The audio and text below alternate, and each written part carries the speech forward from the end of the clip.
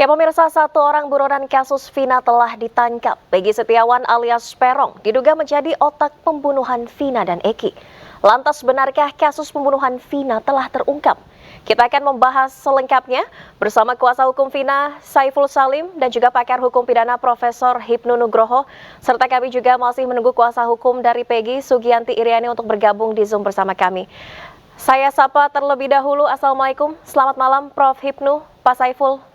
Waalaikumsalam. Selamat malam. Waalaikumsalam warahmatullahi wabarakatuh. Siap Pak Baik. Prof. Baik, saya ke kuasa hukum Vina terlebih dahulu, Pak Saiful. Pasca penangkapan Peggy alias Peron ini, apa informasi yang sudah didapat dari tim kuasa hukum? Iya, sejauh ini rilis secara resmi oleh pihak kepolisian Polda Jabar itu belum ada, Mbak. Nah, kami juga sementara menunggu. Mungkin yang kami pikirkan saat ini kenapa belum ada rilis secara resmi ataupun belum ada koordinasi dengan kami, karena memang kami yakin bahwa Polda Jabar sementara untuk bagaimana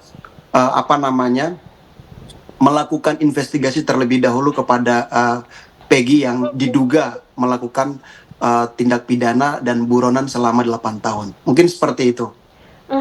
Dari kuasa hukum Vina sendiri melihat apakah ada kejanggalan dari penangkapan Peggy? Ini kan yang menjadi pertanyaan adalah timelinenya sangat cepat dari kasusnya viral, kemudian saat ini tertangkap, padahal kemarin-kemarin hampir 8 tahun tidak pernah tertangkap Peggy ini.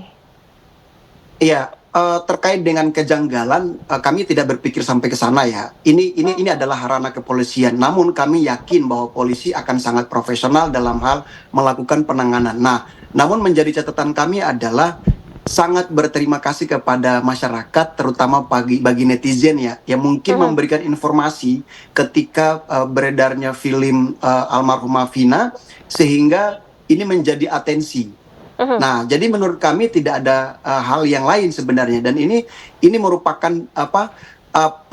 nilai positif bagi kami untuk mendapatkan informasi. Kalau memang toh ini benar adalah Peggy yang dimaksudkan adalah Peggy alias Peron, maka kami tentu sangat berterima kasih. Artinya apa? Bahwa pintu menuju kepada keadilan bagi Vina itu mulai terlihat. Kenapa? Karena memang kami sampai hari ini sedang mendampingi keluarga almarhumah, yaitu ada bapak dan ibu. Di sini mohon maaf selalu nangis ketika ada orang mempertanyakan bagaimana proses perkembangan kasusnya, ya kami selalu memberikan harapan ketika ada Peggy ini telah ditangkap seperti itu. Jadi kami merasa bahwa ini adalah langkah awal bagi kepolisian dan harus kita apresiasi gitu. Seperti itu, Mbak. Baik, saya ke Prof. Hipnu. Prof. Hipnu, tadi kalau dari tim kuasa hukum Vina melihat penangkapan Peggy harus diapresiasi, tidak merasa adanya kejanggalan. Kalau Prof. Hipnu sendiri mencermati serumit apa kasus pembunuhan ini hingga berlarut-larut hampir 8 tahun masih menyisakan 2 DPO lagi? Ya, ini Mbak, kalau melihat suatu kasus ini tidak rumit, Mbak. Tidak rumit. Pertama, kenapa tidak rumit? Satu, Kapolres Cirebon kalau kita buka waktu itu menyatakan bahwa tersangka adalah 13. Tuh, maaf 11 kan? 11 3. Kemudian ada bottleneck-nya pada saat ke Polda waktu itu. Kalau kita perhatikan kenapa dari 11 menjadi 3. Nah, permasalahan yang pertama, kenapa 3 ini nggak ketangkap? Kan gitu, Mbak. Kalau itu sekarang ketangkap, sebetulnya nggak sulit, termasuk yang 2. Kenapa? Kalau kita balik ke belakang, apa itu penyelidikan? Adalah serangkaian tindakan untuk menemukan peristiwa. Oke, peristiwanya ada pembunuhan, berarti pidana. Kemudian naik, apa itu penyidikan? Serangkaian tindakan penyelidik untuk mengumpulkan barang bukti guna menentukan tersangka. Oke, tersangkanya sudah ketemu, yaitu 11. Artinya, ketika menentukan sebagai penyidik mengumpulkan barang bukti, itu bukti sudah ada, sudah cukup. Apalagi keterangan tersangka bagian dari penyertaan itu adalah 8. Itu sudah tidak terbantahkan, Mbak. Kalau kita melihat suatu pasti pada waktu itu diadakan konfrontasi A, B, C, D dan sebagainya. Oke, konfrontasi cukup. Ada kemudian rekonstruksi bagaimana kejahatan itu dilakukan. Itu yang terjadi. Sehingga kalau saya menyatakan bahwa 3 ini gampang, Mbak. Sehingga kalau 1 ketangkap itu suatu yang biasa-biasa saja. Karena bukti awal sudah cukup. Tinggal bagaimana bukti awal, identitas dan sebagainya sekarang diimplementasikan, dicari siapa yang pada waktu itu dirumuskan oleh penyidik ketika tahun 2016. Itu, Baik. Mbak. Artinya Prof. Hipnu seharusnya tidak harus ada 3 DPO yang belum tertangkap hingga 8 tahun ini. Kan tadi Anda menyebut seharusnya proses penyelidikan berlangsung, ada 8 tersangka dikonfrontasi. Lalu apa yang menyebabkan 3 DPO ini belum tertangkap hingga 8 tahun? Apakah ada upaya intervensi begitu? Nah, dalam dunia hukum, penegakan hukum tidak bekerja dalam ruang hampa, Mbak. Kita tidak tahu ketika itu apakah ada faktor X, adakah ada intervensi. Tapi kalau melihat pernyataan Kapolresta 11 menjadi 8, sepertinya kok ada intervensi. Pasti nggak mungkin. Kan apa? Dalam suatu ilmu hukum, asas hukum itu adalah equality before the law. Kan begitu, siapapun harus bertanggung jawab. Kenapa hanya 11 menjadi 8? 3 itu siapa? Anak siapa? Pekerjaannya siapa? Latar belakang siapa? Ini yang saya kira mungkin Mas Faisal harus betul-betul mengungkap, sehingga sampai 8 tahun itu tanda petik buron. Oke, Prof. Hipnu, yang beredar di media sosial ini kan kemarin ada beragam spekulasi. 3 DPO ini ada yang menyebut anak pejabat, anak polisi. Namun nyatanya 1 DPO yang tertangkap, Peggy alias Peron ini profesinya buruh bangunan. Apa yang Anda cermati? Apakah ini wajar? Dalam suatu DPO itu suatu yang wajar. Karena kalau kita lihat seseorang yang dalam pengejaran selalu merubah sifat, selalu merubah pemberitahuan, bahkan merubah bentuk. Kan itu, Mbak. Ini yang dilakukan. Nggak ada bentuk aslinya. Pertanyaannya, kalau itu memang betul sebagai kuli bangunan, siapa yang memerintahkan sebagai kuli bangunan? Ini yang harus pertanyaan dulu. Karena kita harus lihat, kita berbasik pada sumber data yang dilakukan oleh Kapolres pada waktu itu. Sehingga tidak mungkin kalau ujuk-ujuk kok kuli bangunan, berarti ada yang menyuruh. Nah, inilah dalam suatu teori hukum pasti ada sebab akibat, Mbak, yang selalu telusuri oleh kuasa hukum. Bagaimana seperti ini? Kan itu. Apakah menghilangkan jejak? Apakah menghilangkan suatu sikap yang dulu lagi? Nah, itu kita harus lakukan. Artinya mungkin saja profesi buruh bangunan ini kamuflase ya, Prof? Seperti itu, Mbak. Kalau kita melihat, karena bicara hukum, bicara bukti loh. Makanya sekarang ini penyidik Polda jangan sampai terkecoh dengan perilaku kuli bangunan. Siapa tahu dari perilaku itu sebetulnya untuk mengaburkan dari suatu peristiwa yang ada. Oke, baik. Saya kembali ke Mas Saiful. Mas Saiful, ini dengan 1 DPO tertangkap. Tadi juga Prof. Hipnu sudah menjelaskan bahwa seharusnya kasus pembunuhan ini tidak rumit. Dan proses penyelidikan sudah dilakukan, ada konfrontasi terhadap para tersangka, seharusnya tidak perlu sampai berlarut-larut 8 tahun. Apakah tim kuasa hukum masih melihat tidak ada kejanggalan? Iya, dari kami sebenarnya bukan bicara terkait dengan adanya kejanggalan ataupun tidak ada kejanggalan. Namun kami sangat yakin bahwa ketika terjadinya sebuah proses yang kemudian itu yang tadinya dari 11 menjadi 8 yang ditahan dan kemudian telah menjalani hukuman dan sebagian 7 itu mendapatkan hukuman seumur hidup dan 1 kemudian dianggap yang kemarin sedang ramai juga dianggap salah tangkap. Nah, jadi menurut kami bahwa kemungkinan besar dalam proses penyidikan yang kemudian itu 3 orang ini tidak secara dari pihak kepolisian itu secara tidak sengaja mungkin ataupun sengaja itu 3 orang ini bisa lepas. Nah, menurut kami bahwa seharusnya ketika fakta hukum yang telah disampaikan berdasarkan berkas acara yang pernah dilakukan oleh penyidik terhadap beberapa pelaku itu menurut kami itu sebenarnya sudah terang. Tapi menjadi pertanyaan kenapa 3 orang ini tidak begitu? Kenapa 3 orang ini menjadi DPO dan kenapa 3 orang ini tidak ditahan?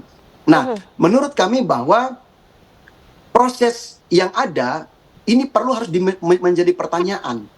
Kami selaku tim kuasa hukum dari almarhumah itu selalu bertanya-tanya. Padahal 8 orang tersebut telah mengungkapkan namanya, alamatnya di mana dan lain-lain sebagainya. Tapi kok bisa lepas? Nah, ini menjadi pertanyaan publik yang kemudian perlu kiranya dari pihak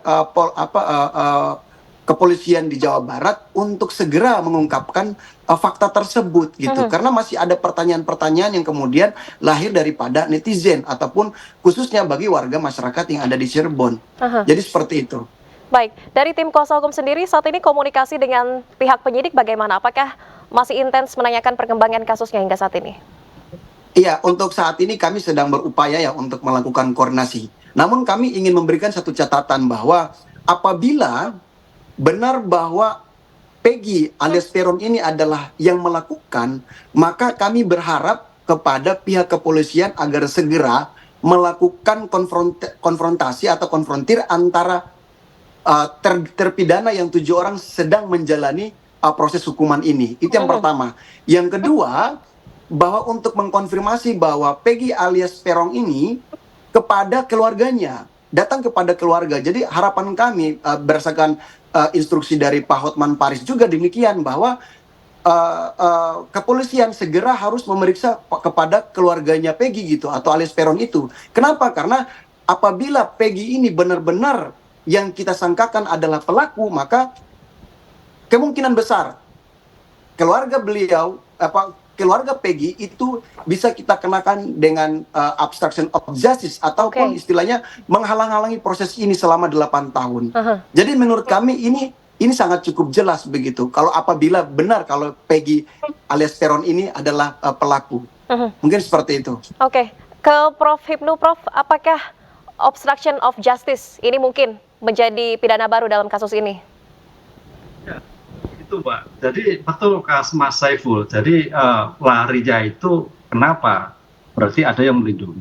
Obstruction of justice itu adalah orang yang melindungi, orang yang mengaburkan. Itu kalau kita lihat di dalam pasal 221 KUHP, itu ancamannya 9 bulan. Kemudian diatur juga di dalam KUHP baru. Jadi obstruction of justice adalah orang yang punya kepentingan dalam rangka mengganggu suatu proses persidangan.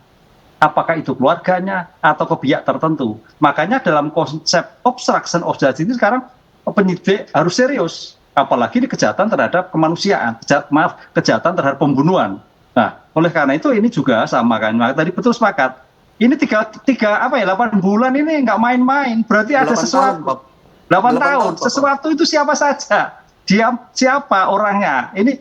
Inilah saya kira bagian dari reputasi Polda Jabar juga mampu selain mengungkap 2 ini, siapa di antara 2 ini yang merupakan tanda petik sampai sekarang belum ketemu. Kan nggak mungkin, Mbak. Kalau saya melihat subjek hukumnya, pelakunya itu kan masih remaja. Berarti ada sesuatu yang perlu memang gitu Mbak Farid ya.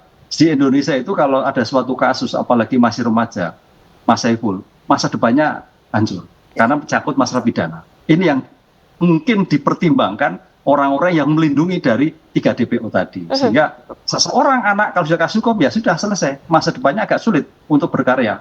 Begitu Mbak. Prof. Hipnu, kalau melihat dugaan obstruction of justice ini, siapa yang paling mungkin ataupun siapa yang paling diuntungkan untuk melindungi 3 DPO ini? Ya, melindungi itu dalam konsep menghalangi melindungi itu ada suatu kepentingan. Kepentingan itu bisa kepentingan pekerjaan, bisa kepentingan masa depan. Kalau saya melihatnya kepentingan masa depan dari ketiga DPO ini. DPO ini kan masih remaja, sehingga siapa? Ya, keluarga besar dari 3 DPO ini. Itu Mbak, keluarga besar 3 DPO ini siapa? Ya kita tidak tahu siapa yang melindungi. Karena saya melihat 3 DPO ini masih remaja, sehingga masih berkesempatan untuk berbakti pada bangsa negara. Jangan sampai masuk penjara, kan gitu loh. Ini yang perlu dipertimbangkan oleh obstruction of justice tadi. Sehingga inilah saya kira juga sebagai bentuk penegakan hukum yang tuntas dalam kasus Wina ini. Selain 3 DPO termasuk siapa yang melakukan suatu pelindungan ataupun melindungi dari 3 DPO tersebut. Prof. Hipnu, kalau melihat Peggy ini kan ditangkap cukup lama, kurun waktunya hampir 8 tahun kemudian. Akankah menyulitkan begitu? Kan keterangannya mungkin sudah tidak sama, sudah ada kejadian ataupun poin-poin detail yang dia lupa atas kejadian 8 tahun lalu. Akankah ini menyulitkan proses penyidikan? Tidak sulit Mbak, karena kita baru 8 tahun ya, 2016, kecuali tahun 86 atau 80 ya, orang-orangnya sudah tua. Karena dalam suatu proses pembuktian, apalagi ini mengandalkan saksi saya kira masih dalam arti hidup, masih sehat, kayak itu Pak. Sehingga kemampuan untuk mengingat, kemampuan untuk melihat itu masih cukup. Sehingga jangan sampai ini berat-berat lagi. Memang betul bahwa dalam kitab undang-undang hukum acara pidana kita itu masih mengandalkan saksi. Pertanyaannya kalau suatu perkara itu sampai berlarut-larut, saksi ini semakin tua semakin pikun Mbak. Kalau sudah pikun sulit untuk membuktikannya.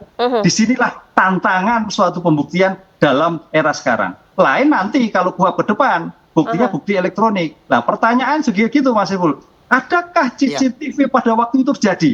Kalau itu sangat menentukan sekali. Bukti elektronik akan bicara sepanjang masa. Itu yang saya kira dikejar karena 2016 saya kira banyaklah CCTV sudah maju sekarang lah. Jadi bukan suatu yang sulit.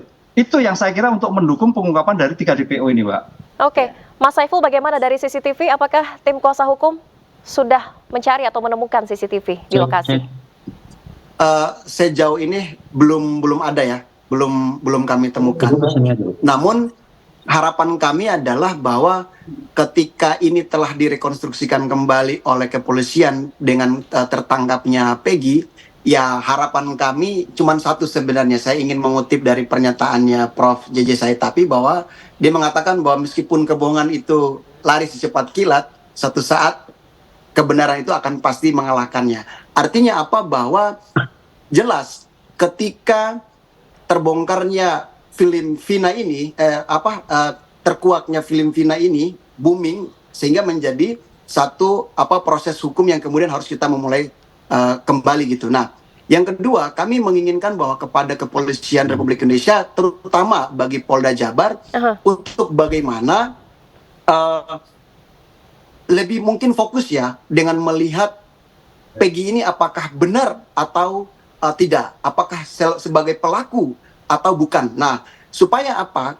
Kami sendiri secara dari tim kuasa hukum ini berharap tidak ada yang terjadi seperti Rama Dhani yang anaknya wakil bupati. Ini jangan sampai menjadi catatan buruk bagi kepolisian. Oleh karena itu, harapan kami bahwa polisi segera melakukan satu rekonstruksi hukum yang benar-benar fokus supaya ini terang bagi para pelaku ataupun korban gitu. Karena menurut kami bahwa keadilan itu bukan hanya saja untuk korban, namun keadilan bagi pelaku juga seperti itu. Jangan sampai ada diksi hari ini orang mengatakan bahwa karena salah satu pelaku yang itu adalah namanya Saka, mengatakan bahwa dia diintimidasi ketika dalam BAP, dia diintervensi dan lain sebagainya, sehingga ini dianggap salah tanggap. Nah, untuk menghindari itu, kami harap bahwa proses keadilan untuk Vina juga penting begitu. Oleh sebab itu, ya kami meminta profesionalitas daripada kepolisian, terutama Polda Jabar. Mungkin seperti itu, Mbak. Oke, baik. Mas Saiful, Prof. Hipnu, kita juga malam ini telah terhubung dengan kuasa hukum dari Peggy, Sugianti Iriani. Assalamualaikum. Selamat malam, Bu Sugianti. Selamat malam. Ya, selamat malam. Baik, Bu Sugianti, ini yang menjadi pertanyaan publik. Benarkah Peggy alias Peron ini merupakan salah satu pelaku pembunuhan Vina? Bagi saya itu tidak benar. Bagi saya tidak benar. Karena menurut saya Peggy tidak mungkin berani melakukan hal itu. Peggy adalah hanya anak seorang ART, asisten rumah tangga di tempat saya. Kemudian dia juga cuma sekedar buruh bangunan. Gak mungkin dia bisa melakukan atau melawan atau membunuh Eki yang memang notabene seorang anak polisi dan juga anggota geng motor. Gitu. Oke, tapi di 2016 ini memang Peggy merupakan salah satu anggota geng motor Moonraker ini? Oh tidak, Peggy tidak. Saat terjadinya pembunuhan Vina dan Eki di tahun 2016, tahu saya Peggy, kan terjadi penggerbegan tuh, terjadi penggeledahan di rumah Ibu Kartini, ibunya Peggy, itu ART saya. Kemudian dia lari ke saya, lari ke rumah dan mengatakan, Bu, rumah saya digeledah, ada apa? Katanya Peggy dituduh sebagai pembunuh Vina dan Eki untuk peristiwa yang terjadi di tanggal 27 Agustus 2016 tersebut. Kok bisa ada surat penggeledahan? Nggak ada, Bu, saya juga nggak tahu, kata ibunya Peggy seperti itu.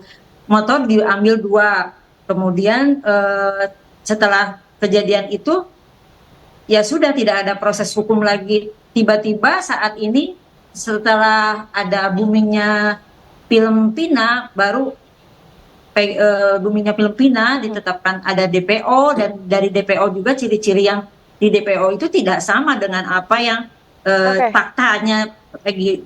Dari usia aja di DPO itu 31 tahun, sementara Peggy itu 27 tahun. Kemudian rambutnya agak Keriting. Kalau Peggy tidak seperti itu, dan juga alamat itu di Desa Kertawinangun Mundu. Ya, Banjarwangunan Mundu, tapi Peggy kan sebenarnya di sini dekat rumah saya di Kepongpongan gitu. Jadi DPO juga kan bukan Peggy tapi Egy seperti itu. Makanya kok kenapa Peggy sampai ditangkap 2016 saat Peggy terjadi kejadian itu, Peggy tidak berada di Cirebon, sedang bekerja sebagai buruh bangunan di Bandung.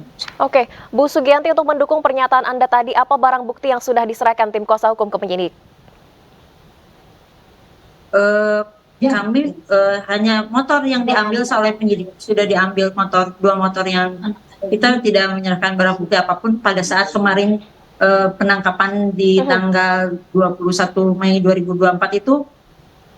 Saya datang ke Polda pada jam 9, kemudian saya baru bisa ketemu di jam 8 malam dan langsung ditetapkan sebagai tersangka. Kita tidak diberitahu barang bukti apa yang menguatkan Peggy ditetapkan sebagai tersangka. Oke, tadi Anda menyebut pada saat kejadian 27 Agustus 2016, Peggy tidak berada di Cirebon. Apakah ada bukti yang bisa menguatkan?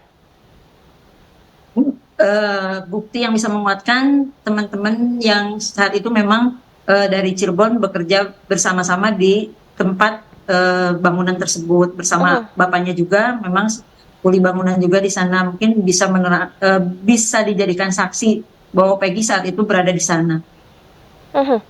Pada saat itu apa yang Peggy lakukan pada hari kejadian 27 Agustus 2016 silam? Ya tetap bekerja sebagai buruh bangunan karena memang proyeknya selesainya Desember 2016. Jadi dia tetap aja bekerja karena memang tidak merasa melakukan apapun. Jadi memang tetap aja beraktivitas seperti biasanya. Oke, lalu apa yang sudah Peggy sampaikan saat bertemu Anda di Mapolda, Bu Sugianti?